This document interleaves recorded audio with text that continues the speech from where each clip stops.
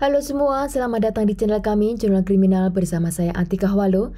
Bagi Anda yang menyukai pembahasan tentang kasus-kasus kriminal, kami sengaja membangun channel ini untuk Anda. Jangan lupa untuk mendukung channel kami dengan cara subscribe, like, komen, dan share ke media sosial yang Anda punya. Di jurnal harian kali ini adalah kasus hilangnya gadis 12 tahun dan ditemukan dalam keadaan tragis.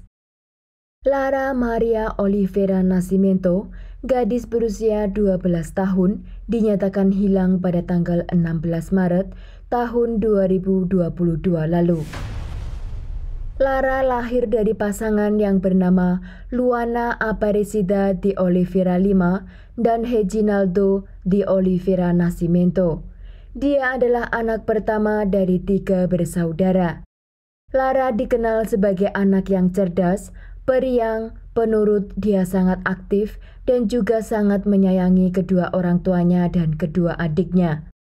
Pada tanggal 23 Maret tahun 2022 adalah hari ulang tahunnya yang ke-12 tahun. Sedang di tanggal 19 Maret, dia ditemukan sudah tidak bernyawa. Ibunya Lara telah menyiapkan kue juga acara untuk merayakan ulang tahunnya sesuai dengan keinginan Lara. Tetapi pada tanggal 16 Maret, setelah dia pulang sekolah sore itu, dia akan melakukan makan siang dengan keluarganya. Namun dia berkeinginan untuk membeli minuman bersoda.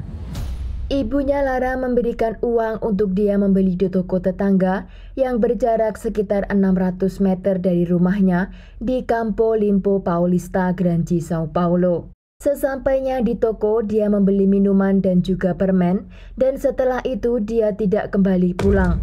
Karena ibunya Lara yang sudah menyiapkan semua makanan di meja dan menanti kedatangan Lara, namun Lara tidak datang juga, akhirnya Luana, ibunya Lara memutuskan untuk menyusul putrinya ke toko di mana Lara membeli soda. Namun ketika Luana sampai di toko dan pemilik toko mengatakan bahwa Lara hanya sebentar di toko itu, setelah sebotol soda dan permen yang dibelinya diberikan, Lara pun segera meninggalkan toko tersebut. Luana dan masyarakat sekitar langsung mencari keberadaan Lara di sekitar area tersebut. Namun mereka tidak menemukan Lara. Hari itu juga orang tua Lara melaporkan ke polisi atas hilangnya Lara. Setelah 3 hari pencarian, tubuh Lara ditemukan di sebuah semak-semak yang berjarak 1 km dari rumahnya.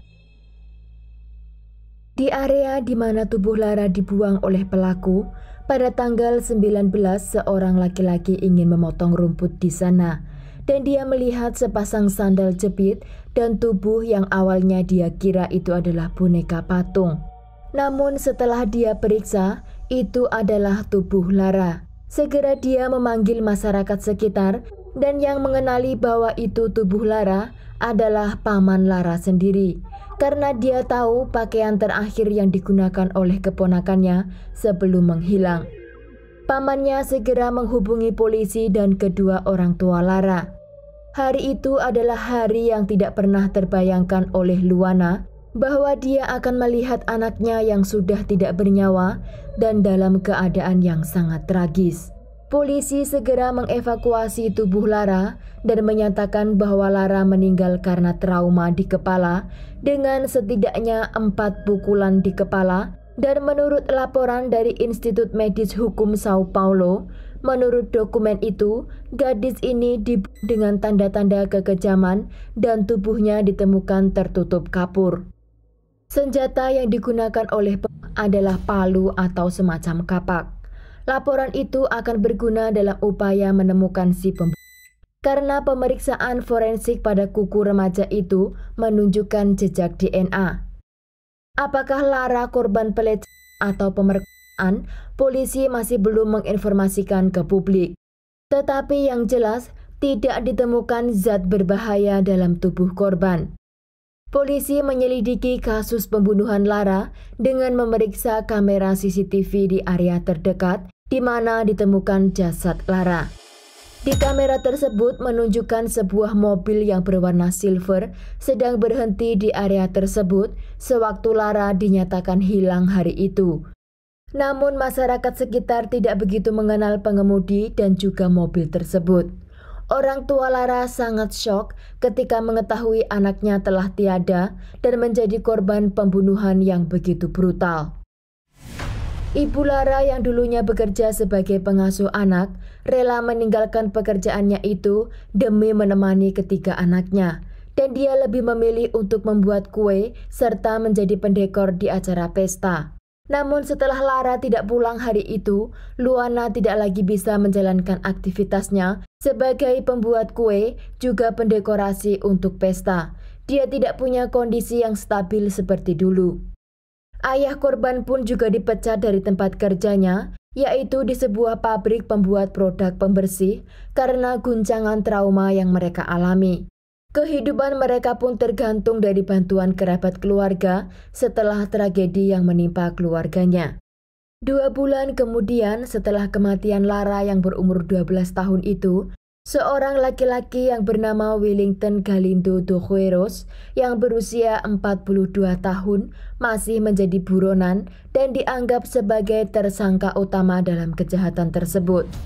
Wellington terlihat di kamera CCTV di hari hilangnya Lara dan sehari sebelumnya. Penduduk lokal juga melihat pergerakan laki-laki ini di area tempat jasad Lara ditemukan. Pada satu titik, terlihat dari CCTV kamera, pengemudi ini keluar dari kendaraannya dan melihat sekeliling. Lalu dia kembali lagi ke mobilnya dan menuju ke arah jalan di mana Lara menghilang. Pada tanggal 8 April, delegasi yang bertanggung jawab atas kasus tersebut, yaitu Rafael Giario, melaporkan bahwa ahli tersebut menemukan bahan dari dalam mobil silver tersebut. Menurut penduduk di sana, laki-laki ini tidak biasanya berjalan di area tersebut. Wellington adalah orang yang sudah memiliki beberapa catatan kriminal seperti perdagangan narkoboy. Dia juga bergabung dalam kelompok kriminal dan saat itu dia bekerja sebagai debt collector dengan gabungan kriminal. Dan menurut teman yang tinggal di sebelah rumahnya, setiap hari sebelum dia melarikan diri, kehidupannya selalu bergonta-ganti pasangan untuk dia bawa pulang ke tempat tinggalnya. Dan menurut ayah kandung Wellington, dia adalah tipe anak yang tidak pernah menghormati dirinya dan berperilaku yang mengarah ke kriminal. Surat perintah penggeledahan dan penyitaan diberikan di alamat tempat tinggal tersangka pada tanggal 31 Maret di kediamannya yang terletak di Francisco Morato, Sao Paulo, berjarak sekitar 8 km dari tempat ditemukan jasad gadis tersebut. Menurut polisi, rumah itu tampaknya baru saja ditinggalkan dan beberapa benda disita untuk pemeriksaan forensik. 5 surat perintah investigasi lainnya telah diberikan kepada polisi yang dimana kemungkinan alamat tersebut ada kaitannya dengan pelaku. Menurut delegasi tersebut, tersangka telah dihubungi secara informal melalui telepon dan dia dipanggil untuk memberikan klarifikasi ke kantor polisi, tetapi dia menolak. Setelah mendapat panggilan dari pengadilan, polisi tidak dapat menghubungi tersangka lebih lanjut karena dia telah melarikan diri ke sebuah pulau terpencil, tetapi polisi masih terus menelusuri jejak pelaku. Mobil yang digunakan oleh tersangka dan terekam dalam kamera CCTV itu, polisi telah menemukan mobil tersebut di kota lain, dan mobil itu juga telah disita. Dalam kesaksiannya, pemilik kendaraan mengatakan bahwa dia memiliki hubungan dengan tersangka, tetapi mereka tidak lagi bersama. Dan salah satu laporan yang paling ditunggu adalah hasil dari laboratorium, hasil tes dari mobil tersangka utama. Dan teknis forensik telah menemukan jejak zat di bagasi kendaraan tersebut. Jumlah tersebut meskipun sedikit terdeteksi oleh luminol, yang sangat penting untuk penyelidikan polisi. Karena hal itu membantu ahli forensik untuk memverifikasi keberadaan jejak darah yang kemungkinan menunjukkan ke arah TKP atau bahkan di perjalanan ketika korban sedang terluka. Luminol mendeteksi suatu zat di bagasi mobil itu dan hasilnya sangat membantu kami, kata Rafael Giairo. Jika darah itu terbukti milik Lara, polisi yakin bahwa gadis itu memang ditempatkan di dalam mobil sebelum dibuang di semak-semak. Pada tanggal 25 Maret, polisi meminta penangkapan sementara terhadap pria yang sedang dalam pelarian. Penyelidikan berlanjut dalam kerahasiaan yudisial. Pada tanggal 27 Maret, penduduk Campo Limpo Paulista mengadakan pawai untuk menghormati remaja tersebut. Hampir 100 orang termasuk keluarga, teman, dan juga tetangga ikut serta dalam jalan kaki tersebut.